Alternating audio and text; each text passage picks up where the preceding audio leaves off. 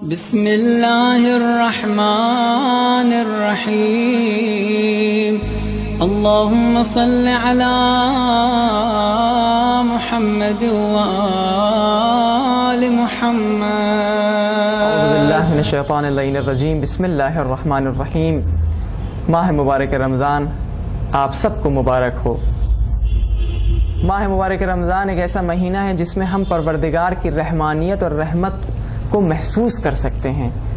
پروردگار اس رمضان میں یہ بتلانا چاہتا ہے، دیکھو تمہاری نمازیں ہمارے لیے کوئی فائدہ مند نہیں ہیں، تمہارے روزے، تمہارے اچھے اعمال ہمارے لیے کوئی فائدہ مند نہیں ہیں، بلکہ تمہارے اچھے اعمال تمہارے لیے مفید ہیں۔ ہم تو بس بہانہ تلاش کرتے ہیں کہ تمہیں عطا کریں، تمہیں دیں، تاکہ تم زیادہ سے زیادہ صراط مستقیم پر، کمال کے راستوں پر تیزی سے تم کمال تک پہنچ سکو۔ تو اس کے خزانے میں کوئی کمی نہیں ہے، ہمارے لینے میں کمی ہے۔ تو رمضان کا مہینہ ایک ایسا مہینہ ہے کہ انسان پروردگار کی رحمت، پروردگار کی رحمانیت کو محسوس کر سکتا ہے۔ جہاں انسان ایک آیت پڑھ رہا ہے، بسم اللہ الرحمن الرحیم کہہ رہا ہے، لیکن پورے قرآن کا اس کو ثواب مل رہا ہے، اس سے بڑھ کر کچھ ہو سکتا ہے؟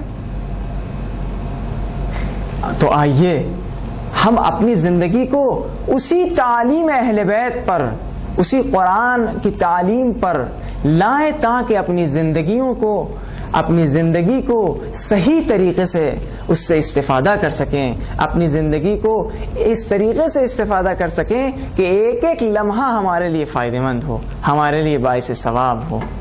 تو رمضان کا مہینہ ہے، پربرکت مہینہ ہے، باعظمت مہینہ ہے، تو ہم کو کوئی بھی فرصت خراب نہیں کرنا چاہیے ہے۔ اب افطار کا ٹائم ہے، افطار کا وقت ہے، تو دیکھیں کہ افطار کے وقت کیا کوئی ایسا عمل ہے جس عمل کی وجہ سے ہم کو ہمارے ثواب میں اضافہ ہوگا؟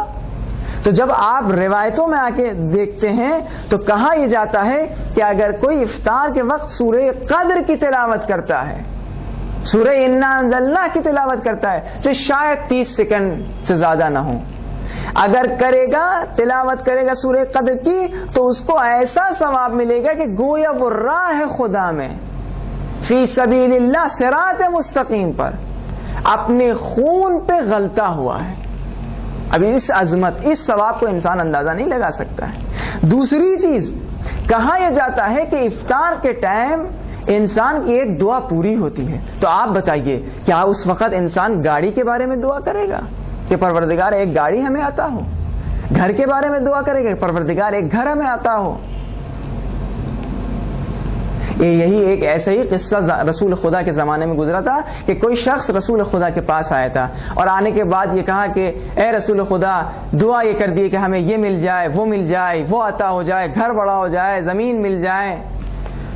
اس کے بعد رسول خدا مسکرا رہے تھے، وہ شخص چلا گیا۔ تو لوگوں نے پوچھا کیوں آپ مسکرا رہے تھے جب وہ یہ مانگ رہا تھا، یہ طلب کر رہا تھا؟ کہا کہ میں یہ دیکھ رہا تھا کوئی 2-4 منٹ کے بعد وہ اس دنیا سے چلا جائے گا، اس کو موت نصیب ہو جائے گی، لیکن وہ کیا مانگ رہا ہے؟ دنیا کے بارے میں، دنیا کی چیزوں کے بارے میں۔ تو آپ بتا دیے، تو اگر کوئی ایسا شخص جو اس کی موت کا کوئی پتہ نہیں، ہم اور آپ کی موت کا کوئی پتہ نہیں، تو ہم افطار کے ٹائم جو ایک دعا پوری ہونی ہے، کون سی دعا مانگیں گے؟ یہی تو مانگیں گے، پروردگار ہمارے گناہوں کو معاف فرما، ہمارے گناہوں کو معاف فرما۔ اسی لیے روایتوں میں یہ ملتا ہے کہ انسان افطار کے ٹائم کہے بسم اللہ یا واسع المغفرہ اغفر لی، پروردگار ہمارے گناہوں کو معاف فرما۔ تو جب یہ دعا پوری ہوگی تو گویا انسان ایسا ہو جائے گا کہ جیسے وہ تازہ متولد ہوا ہے۔ اگر اس کے بعد اس کی موت بھی آ جائے گی تو وہ اس کے گناہ کچھ نہیں ہوں گے، بلکہ پاک و طاہر وہ پروردگار کے سامنے جائے گا۔ آئیے اسی بات پر عمل کرتے ہوئے اپنی زندگیوں کو نورانی بنائیں، محمد اور آل محمد کی تعلیمات پر عمل کر کر۔ والسلام علیکم۔ اللہم صل علی محمد وآل محمد۔